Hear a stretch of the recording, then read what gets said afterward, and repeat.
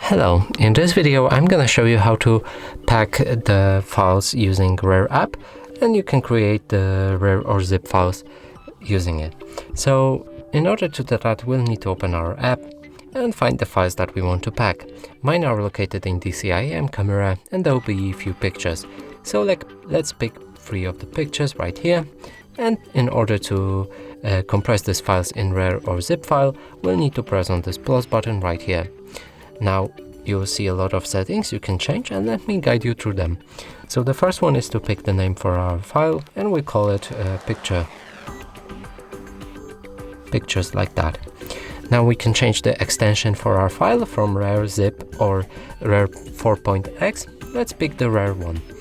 Now you can enable to delete the files after archiving or create solid archive. So I'm just gonna go with delete files after archiving. We can set the password for our file. It's gonna be 1234, very simple.